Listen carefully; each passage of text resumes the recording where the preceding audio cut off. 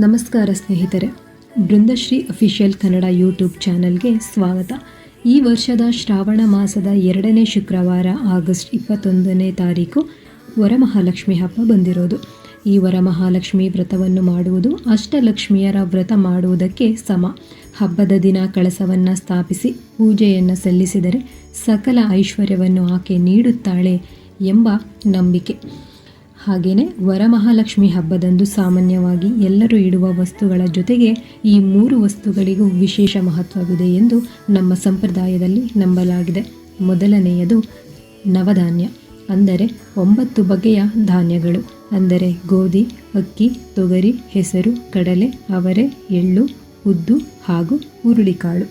ಇವುಗಳನ್ನು ಸಮೃದ್ಧ ಬೆಳವಣಿಗೆ ಮತ್ತು ಅನ್ನಪೂರ್ಣತೆಯ ಸಂಕೇತವಾಗಿ ಪರಿಗಣಿಸಲಾಗುತ್ತದೆ.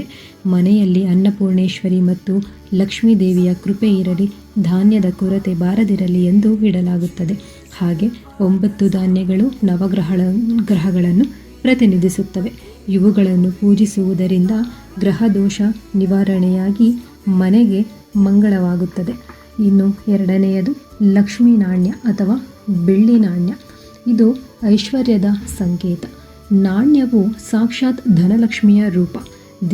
ದೇವಿಯ ಮುಂದೆ ನಾಣ್ಯವನ್ನಿಟ್ಟು ಪೂಜಿಸುವುದರಿಂದ ಮನೆಯಲ್ಲಿ ಐಶ್ವರ್ಯ ಮತ್ತು ಧನಾಕರ್ಷಣೆ ಉಂಟಾಗುತ್ತದೆ. ಅಕ್ಷಯ ಫಲಪ್ರಾಪ್ತಿಯಾಗುತ್ತದೆ. ಅಂದರೆ ಪೂಜೆ ಮುಗಿದ ನಂತರ ಈ ನಾಣ್ಯವನ್ನು ಹಣದ ಲಾಕರ್ ಅಥವಾ ತಿಜೋರಿಯಲ್ಲಿ ಇಟ್ಟರೆ ವರ್ಷಪೂರ್ತಿ ಹಣದ ಕೊರತೆ ಬಾರದೆ ಅಕ್ಷಯವಾಗುತ್ತದೆ ಎಂಬ ನಂಬಿಕೆ ಇದೆ. ಇನ್ನು ಮೂರನೆಯದು ವಿಳ್ಯದೆಲೆ ಮತ್ತು ಅಡಿಕೆ, ಅಂದರೆ ತಾಂಬೂಲ. ಇವುಗಳನ್ನು ನಮ್ಮ ಸಂಪ್ರದಾಯದಲ್ಲಿ ಮಂಗಳಕರವೆಂದು ಪರಿಗಣಿಸಲಾಗುತ್ತದೆ. ವಿಳ್ಯದೆಲೆಯಲ್ಲಿ ಮುಕ್ಕೋಟಿ ದೇವತೆಗಳು ನೆಲೆಸಿರುತ್ತಾರೆ.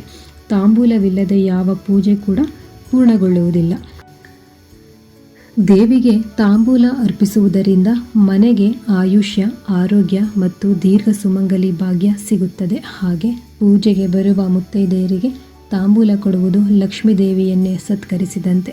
ಇವತ್ತಿನ ಈ ವಿಡಿಯೋ ಯಾರಿಗೆಲ್ಲ ಇಷ್ಟ ಆಗಿದೆಯೋ ದಯವಿಟ್ಟು ಲೈಕ್ ಮಾಡಿ, ಕಮೆಂಟ್ ಮಾಡಿ ಹಾಗೂ ಸಬ್ಸ್ಕ್ರೈಬ್ ಮಾಡಿ.